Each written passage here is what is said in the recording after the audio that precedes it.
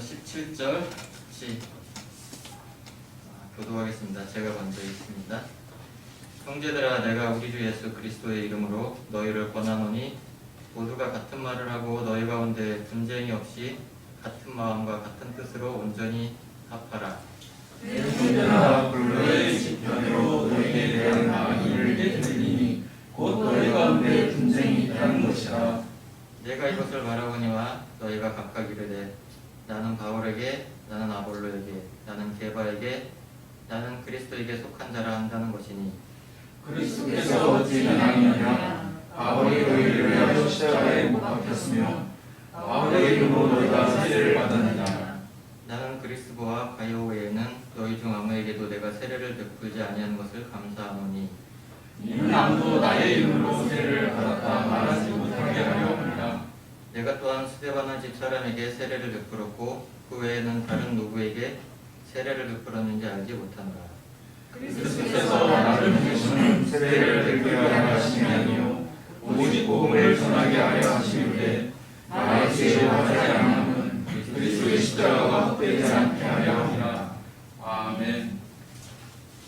제가 여기 서울에 오기로 한국 8년이 넘어가는 전주에 있었다고 예전에 설교하면서 많이 말씀을 드렸었는데, 그 전주의 예수병원이라고 아마 이제 역사가 120년 넘어간 것 같아요. 125년쯤 됐을 것 같은데, 미국의 그 선교사님이 세운 병원인데요. 그 병원에서 선교를 하기 위해서 의료 선교 단체를 만들었고, 이제 제가 거기서 한 5년 정도 있다 왔습니다. 그 선교 병원이기 때문에 또 이렇게 국내뿐만 아니라 해외에 또 이렇게 선교를 하기 위해서 해외에 있는 의료진들이 그 병원에 와서 이렇게 뭐 연수 같은 것도 하고 또 해외 의료 봉사도 이렇게 나가고 했는데, 한 번은 제가 있었을 때 이집트에서 그 제가 있던 단체에 와서 거기 병원이 있는데, 여기 아마 영국 성공회에서 세운 병원이었던 것 같아요. 여기는 병원이 있는데 좀 여러 가지 환경이 열악하고 좀 더 잘해보고 싶은데 좀 도움이 필요해서 이제 제가 있던 그 예수병원에 와서 이제 도움을 좀 달라 해서 재정적인 도움도 요청을 하고 또 뭐 장비나 의료진도 좀 와서 좀 자기도 좀 가르쳐주고 좀 도와주겠다 해서 그 이집트를 좀 간 적이 있습니다. 이집트를 간다고 해서 저는 너무 기뻤고, 왜냐면 뭐 저는 의료진이 아니기 때문에 특별히 제가 가서 할 일은 없었지만 그래서 제가 이제 그 선교의 일원이었기 때문에 같이 가게 되었습니다. 이제 가서 뭐 모임을 하고 했는데 이제 뜬금없이 저에게 설교를 하라고 그렇게 얘기해 주시는 분이 그러시는 거예요. 그러니까 그 예수병원도 매일 예배를 드리거든요. 아침에 일과를 시작하기 전에 예배를 드리는데, 거기도 아마 선교병원이기 때문에 매일 아침 직원들이 모여서 예배를 드리는데, 목사가 왔다고 하니까 설교를 해달라고 부탁을 한 거예요. 잘 아시다시피 저는 뭐 교회 사역을 제가 하는 사람이 아니기 때문에 설교할 기회가 자주 없거든요. 보통 제가 전주 있었을 때도 예수병원에서 1년에 한 번 정도, 그리고 제가 거기에 있는 세종학교회라고 거기에서도 뭐 잘해야 1년에 한두 번 정도 뭐 설교를 1년 해봐야 뭐 그때는 뭐 3, 4번, 뭐 6번 이상 할 기회가 없었는데, 그것도 뭐 준비할 시간도 없었는데 갑자기 이제 다음날 설교를 하라고 하니까 뭐 안 한다고 할 수도 없고, 그래서 뭐 잠도 못 자고 어떻게 될지 뭐 고민하다가 이제 말씀을 준비를 하고 또 영어로 해야 되잖아요. 그래서 아무튼 뭐 긴 시간은 아니지만 뭐 15분 뭐 이렇게 짧게 준비를 해서 어쨌든 이렇게 뭐 준비를 해서 말씀을 전했습니다. 많은 사람들이 있지는 않았지만, 근데 말씀을 다 전하고 나서 한 분이 저에게 찾아왔습니다. 그분이 자기를 소개를 하는데 영국에서 온 의사였거든요. 영국에서 그 병원에 와서 한 1년 동안 그 병원 이제 프로그램이 잘 이렇게 돌아갈 수 있도록 그걸 이제 코디네이터 하라고 이제 자기가 거기 와서 있는데, 제가 설교를 하고 나서 저한테 와서 자기가 누구고 왜 여기 왔는지 소개하면서 저에게 그런 얘기를 하는 거예요. 이 병원 사람들에게 너무나 필요한 말씀을 전해줬다라고 저한테 그렇게 얘기를 하면서 너무 감사하다고 하면서 네, 막 계속 이제 저한테 그렇게 얘기를 하더라고요. 그래서 두 가지 생각이 들었습니다. 어떤 생각이 들었을까요?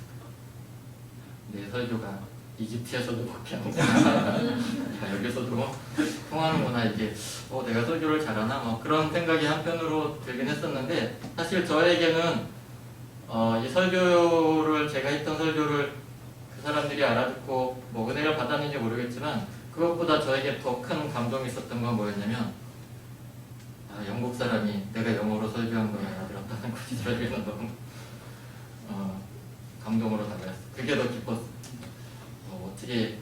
어쨌든 제가 영어로 예전에 한나우 탔을 때 영어로 뭐 이렇게 할 기회는 있었지만, 설교는 아마 제가 처음 했던 것 같은데, 네, 그 영국 본토 사람이 그걸 알아듣고 은혜를 받았는지 모르겠지만 아무튼 그렇게 표현해 준 거에 대해서 저는 되게 더 큰 기쁨이 있었던 그런 기억이 있습니다.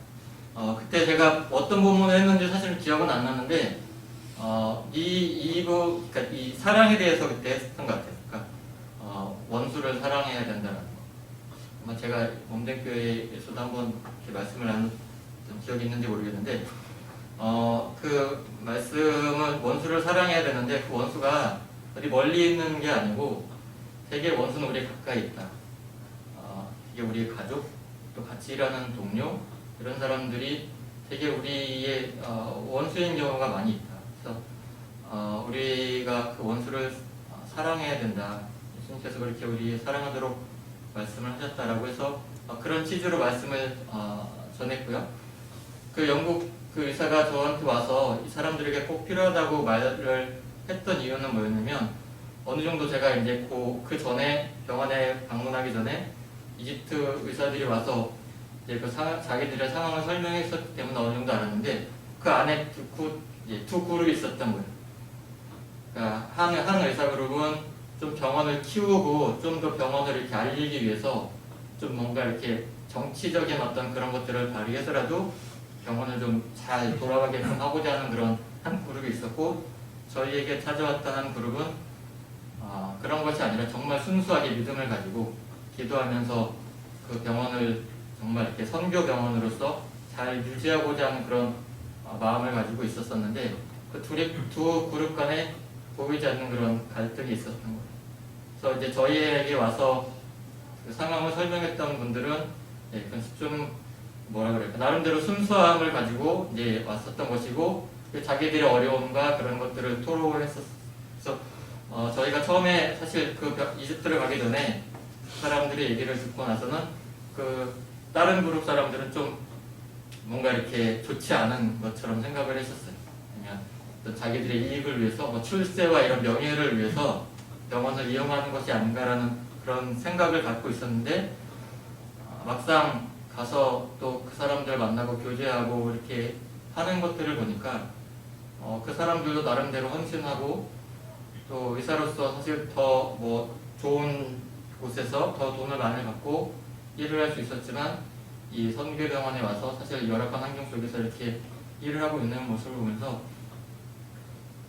사실 어떻게 보면 동일한 목적을 가지고 있지만 뭔가 그런 바라보는 관점이 다르기 때문에 서로 간에 그런 어려움이 있는 모습을 보면서 좀 안타깝다는 그런 생각이 많이 들었었습니다.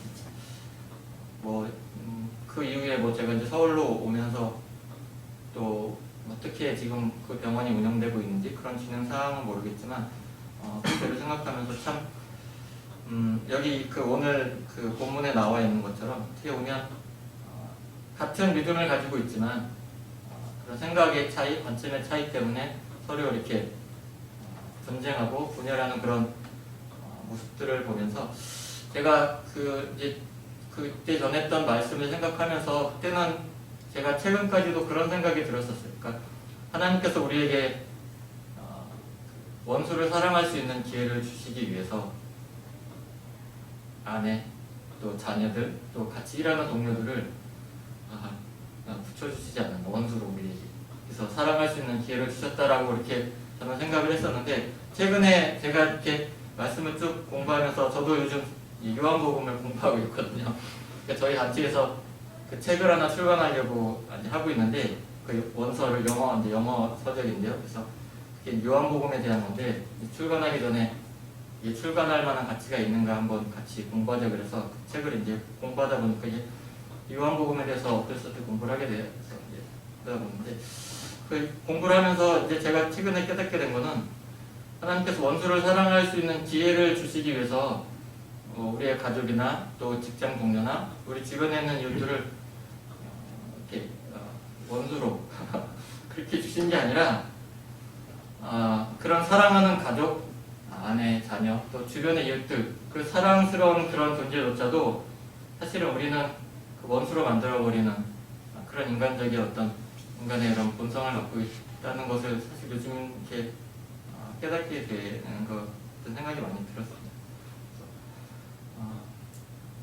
원수가 아닌데 원수로 만들어버리는 내 스스로 그 사람을 원수로 만들어버리는 그런 모습이 아마 그때 그 이집트의 병원에도 있었고 아마 그 사람들뿐만 아니라 지금 나의 모습 속에 또 우리의 모습 속에서도 그렇게 우리가 하나님이 사랑하라고 주신 그런 사람들을 원수로 만들고 있지 않나라는 그런 생각을 해보게 되었습니다. 그러면서 이제 이 오늘 본문에 나와 있는 것처럼 11절 13절에 나오는 것처럼 그 바울이 분쟁이 있다라는 것에 대해 지적을 하죠. 11절에 보면 너희 가운데 분쟁이 있다는 것이다. 그 분쟁이 뭐냐면 13절에 보면 12절에 보면 나는 바울에게 나는 아볼로에게 나는 게바에게 나는 그리스도에게 속한 자라 한다는 것이니 이렇게 얘기를 하고 있습니다. 그리고 사실 뒤에 이제 쭉 보면 고린도전서를 보면 12장에 몸의 비유에 대해 나오죠. 한 몸에 대해서 얘기를 하고 13장에 사랑에 대해서 우리가 잘 알고 있는 사랑에 대해서 사도 바울이 쭉 쓰고 있는 것을 볼 수가 있습니다. 이제 오늘 제목이 사랑한다면 예수님처럼이잖아요. 이 책이 제가 떠올린 제목이 아니고 그 필립 라이큰이라는 미국의 장로교 목사님인데 그분이 고린도전서 13장에 대해서 쓴 책의 그 제목인데요. 그분이 그 책에 이렇게 쓰셨어요. 이제 고린도전서 특히 이제 13장 고린도전서를 사도 바울이 쓴 목적에 대해서 자기 중심적인 그리스도인들로 가득 찬 교회를 향해 하나님을 이해하고 예배하고 섬기고 헌신하는 데 있어서 자신의 방법만이 최고라고 믿는 사랑하는 자들을 향한 말씀이다 라고 이렇게 이 고린도전서를 사도 바울이 쓴 목적을 이 필립 라이큰 목사님이 이렇게 앞에 서두에 이렇게 쓰셨습니다. 그러니까 결국 이 목사님께서 또 이렇게 나름대로 이 고린도전서를 읽으면서 정의한 내용은 지금 사도 바울이 지적하고 있는 내용. 나는 바울에게 아볼로에게 게바에게 그리스도에게 똑같다라는 것은 결국 자기 중심적인 그런 관점에서 자기 중심적인 사랑으로 다른 사람들을 판단하고 있는 것들에 대해서 지적하고 있다라는 것을 볼 수가 있습니다. 이게 왜 이것에 대해서 이렇게 바울이 지적을 하고 12장에 가서 몸의 비유를 얘기하고 13장의 사랑에 대해서 얘기하고 있는가? 그것을 좀 이해하는 게 오늘 그 말씀을 준비한 그 이유이기도 한데요. 이것을 좀 잘 이해할 수 있는 것, 요한복음에 보면 나와 있습니다. 요한복음 17장을 한번 볼까요? 요한복음 17장 21절에서 22절 말씀. 요한복음 17장 21절에서 22절 말씀 제가 읽습니다. 아버지께서 내 안에 내가 아버지 안에 있는 것 같이 그들도 다 하나가 되어 우리 안에 있는 것 같이 그들도 다 우리 안에 있게 하사 세상으로 아버지께서 나를 보내신 것을 믿게 하옵소서. 내게 주신 영을 내가 그들에게 주었사오니 이는 우리가 하나가 된 것 같이 그들도 하나가 되게 하려 함이니이다. 이렇게 예수님께서 17장에 기도하시는 장면이 나오고요. 요한복음 13장을 또 한번 찾아볼까요? 요한복음 13장 14절 15절을 보겠습니다.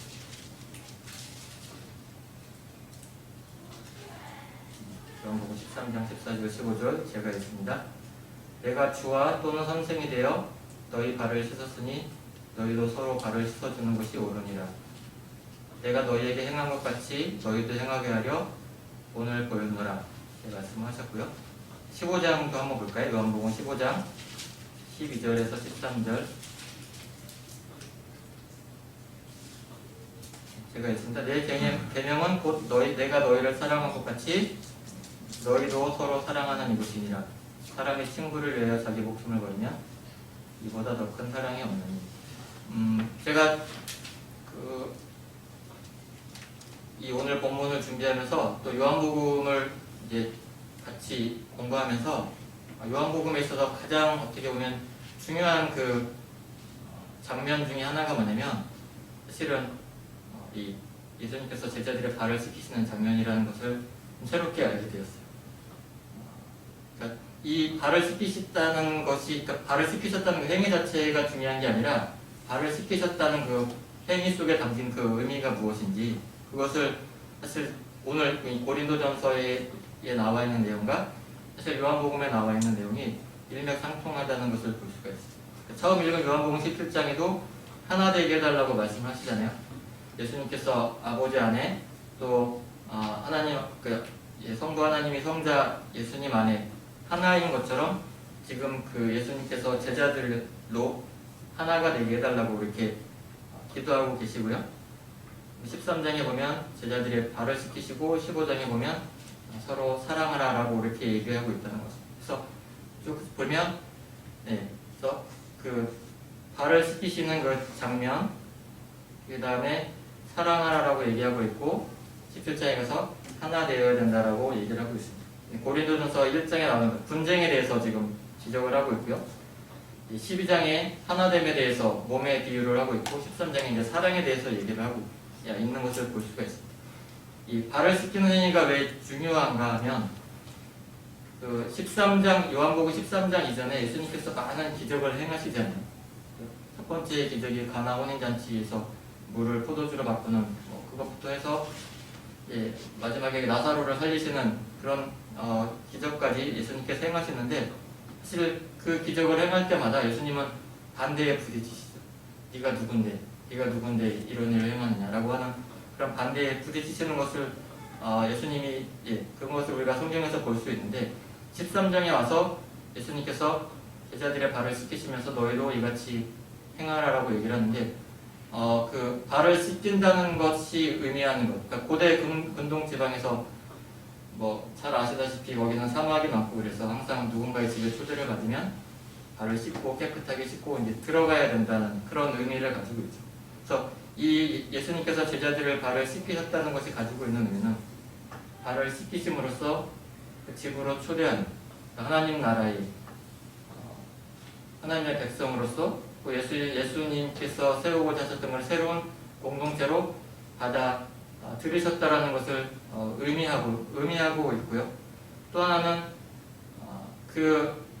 여기 이제 요한복음에 나오는 것처럼 선생 대신 주인인 예수님께서 종인 제자들의 발을 씻기심으로써 그들을 이제 이후에 보면 종이라 부르지 않고 친구라 부르게 되는 것을 볼 수가 있습니다. 그러니까 주인과 종의 관계가 아니라 이제는 대등한 관계로 너희가 서로 사랑해야 된다라고 이렇게 말씀하시는 것을 볼 수가 있습니다. 그러니까 예수님께서 그렇게 이제 제자들의 발을 씻기심을 통해서 너희가 이제 나의 친구이고 하나님의 자녀이고 그리스도의 공동체라라고 이렇게 얘기하고 있는 것을 볼 수가 있고요. 그것이 요한복음 15장 15절에 보면 그래서 너희를 종이라 하지 아니하리니 종은 주인이 하는 것을 알지 못함이라 너희를 친구라 했느니 내가 네 아버지께 들은 것을 다 너희에게 알게 하였습니다 라고 이렇게 얘기하고 있는 것을 볼 수가 있습니다. 그리고 이제 그 이후에 사랑에 대해서 말씀을 하고 있다는 거죠.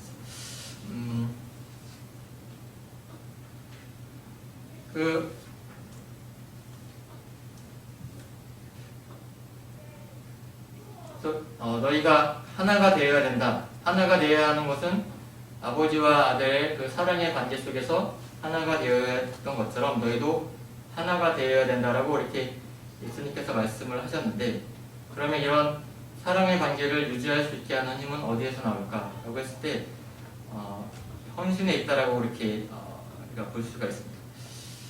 지난주 상교 목사님께서 그 설교하실 때 조카 결혼식 얘기를 했잖아요. 평생 고생 안 시키겠다 뭐 이렇게 했다라고 이렇게 조카가 얘기했다고 했잖아요. 그러니까 그것이 뭐죠?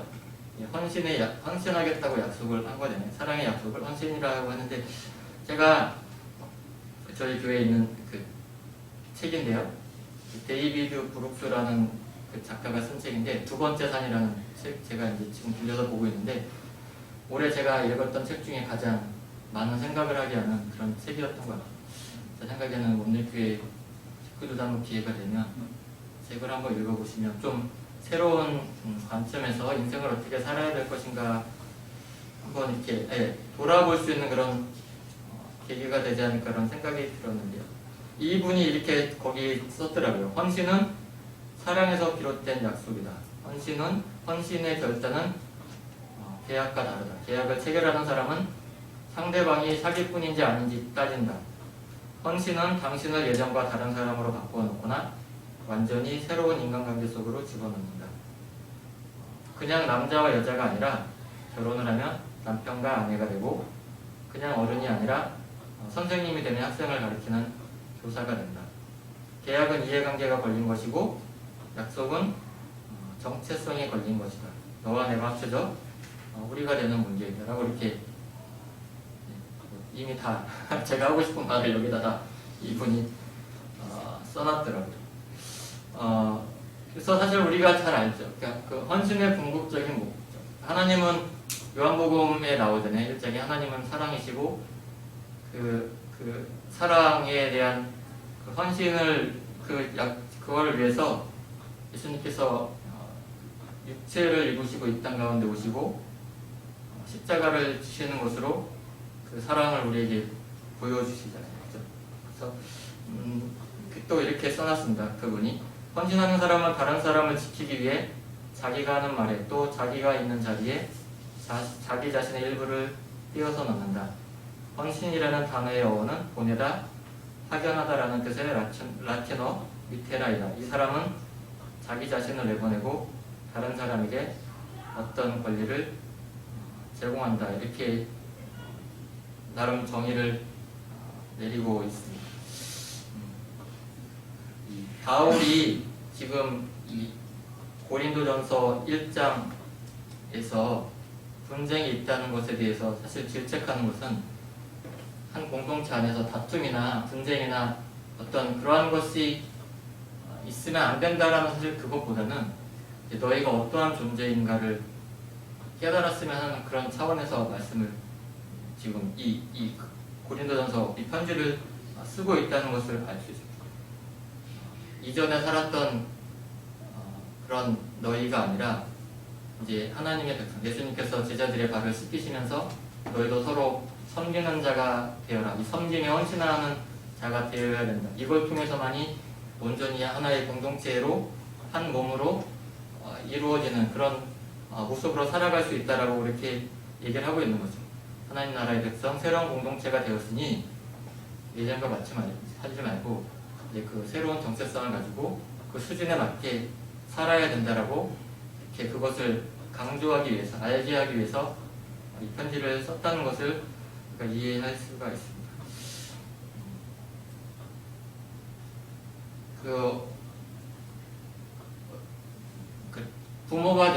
제가 부모가 되어서 깨달은 두 가지가 있는데요.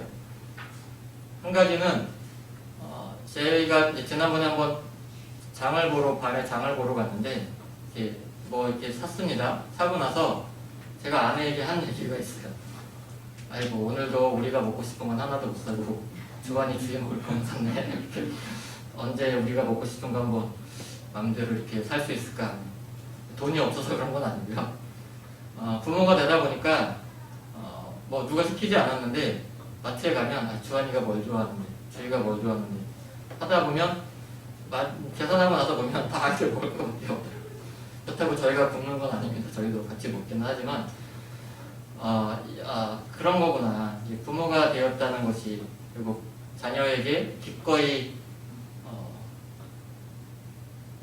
제가 번 거라고 해야 될까? 아무튼 기꺼이 돈을 쓰게 되고 시간을 들이고 노력을 들이는 것에 대해서 물론 때론 힘들고 어렵지만 그것을 너무 당연하게 여기고 그것에 대해서 기뻐하는 그런 모습을 보게 되었고요. 그래서 그것이 자녀에게 내가 이렇게 하는 헌신과 이것이 결코 아깝지 아니하고 낭비라고 생각하지 아니하고 감사함으로 할 수 있다라는 것을 깨달은 반면에 또 한 가지는 그렇게 사랑스러운 존재이지만 나에게 자녀들을 사랑할 만한 능력이 없더라.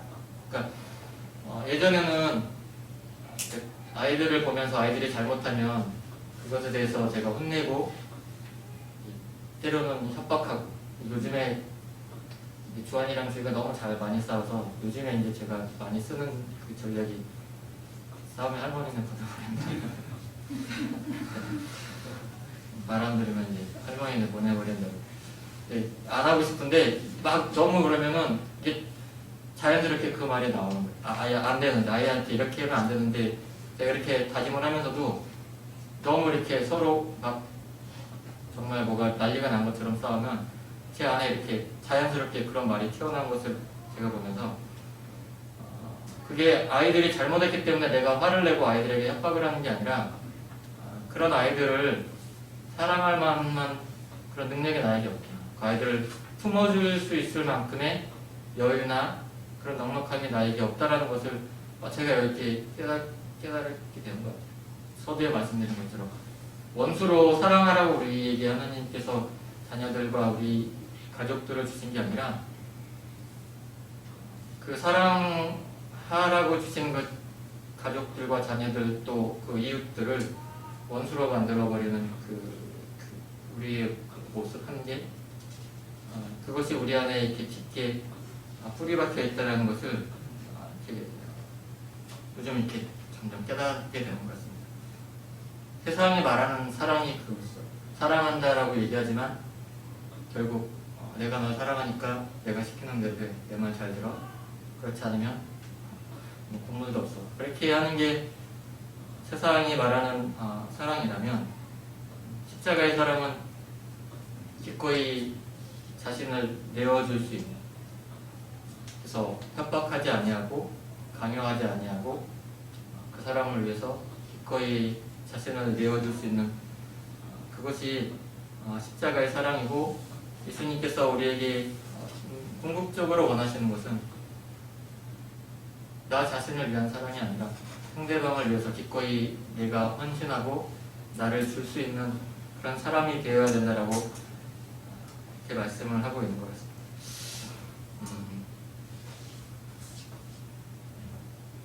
가능할까요? 예전에 카작 선교사님, 상기 목사님도 잘 아시는 분인데 제가 알기로는 카작에 선교사로 처음 들어가서 교회를 세우고 우리가 보통 한국 교회사 이렇게 기독교사 하면 언더우드 이런 분들 이렇게 떠올리는 것처럼 아마 카작에서는 그 선교사님이 마치 그런 한국의 아펜젤러나 언더우드 같은 그런 분인데 저희가 이제 같이 공부를 했거든요. 박사학위 할 때 그분이 한 번 이렇게 자신의 삶을 나눌 수 있는 시간에 그런 얘기를 하셨어요.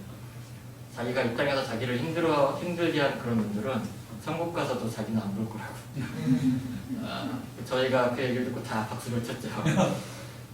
왜 박수를 쳤을까요? 다 공감할 수 있었기 때문에 그 무슨 의도로 어떤 의미를 가지고 말씀을 하셨는지 알기 때문에 저희가 다 공감을 했어요. 우리가 그런 존재이죠. 그죠?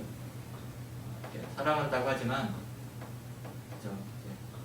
안 보고 싶고 멀리서 보면 피해가고 싶고 도망가고 싶고 하는 그런 사람들이 있는 그래서 그런 어떤 우리의 모습이 우리 안에 있다는 것을 우리가 잘 알고 있습니다. 그럼에도 불구하고 예수님께서 말씀하시고 또 사도 바울이 우리에게 알려주고 또 교훈하는 것은 그 자리에 머물러 있으면 안 되고 너희가 새로운 정체성 또 하나님의 백성이 되었으니 자라가야 한다라고 이렇게 말씀을 하고 있는 것을 우리가 볼 수 있습니다. 조금씩 우리가 성장하면서 사랑이 무엇인지 사랑을 위해서 헌신하는 것이 낭비되고 의미 없는 것이 아니라 그것으로 다른 사람들이 유익을 얻고 하나님의 사랑이 무엇인지를 깨달아갈 수 있는 그런 기회가 될 수 있다. 성경에 보면 오직 너희가 사랑하는 것을 통해서 아버지가 누구이신 것을 알 수 있게 알 수 있다라고 말씀하는 것처럼 나를 드러내고 나를 위해서 사랑하는 것이 아니라 거의 상대방을 위해서 우리가 나를 낮추고 또 참고 인내하고 하는 그런 것들을 통해서 사랑이 무엇인지 상대방도 깨달을 뿐만 아니라 나도 깨닫고 그 안에서 우리가 서로 자라가면서 참된 하나님의 자녀로서 또 그리스도의 공동체가 된 그 교회가 어떻게 하나님 나라가 어떠한 것인가를 보일 수 있는 그런 기회가 된다라고 이 말씀이 오늘 말씀을 우리에게 가르쳐 주는 것 같습니다. 참 쉽지 않고 본성적으로 사랑할 수 없는 그런 존재들을 예수님께서 우리를 사랑하셔서 사랑이 무엇인지 우리에게 가르쳐 주셨습니다. 오늘 말씀을 준비한 건 제가 잘하고 있기 때문이 아니라 저에게 도전을 주시는 말씀. 제가 지금까지 제 관점에서 사랑을 하고 제 관점에서 사랑을 정의하고 했다면 사랑의 정의는 내가 하는 것이 아니라 어떻게 보면 상대방의 관점에서 해야 된다는 것을 좀 좀 더 배워야 된다, 더 달아가야 된다는 그런 말씀에서 말씀을 준비해서 주환이가 언젠가 한번 저에게 주의가 그랬나요? 아빠는 왜 아빠가 하고 싶은 대로만 하라고 해? 저에게 되게 이렇게 좀 충격으로 다가왔는데요. 아이를 위해서 한다고 나는 사랑했지만 그것이 아이에겐 짐이 되었던 것이 있었던 걸 제가 깨달으면서 사랑도 참 조심해야 되겠구나 라는 생각을 했습니다. 예수님께서 우리에게 보여주신 그 사랑이 그 수준과 그 차원에서 다르다는 것. 우리가 그 예수님의 사랑을 온전히 따라할 수 없겠지만 그것을 우리가 조금이라도 깨닫는다면 그 사랑에 우리가 우리 자신을 기꺼이 우리의 삶을 드리며 우리 헌신하면서 주님의 사랑을 닮아갈 수 있는 그런 몸된 교회 식구들이 되었으면 합니다. 같이 기도하겠습니다.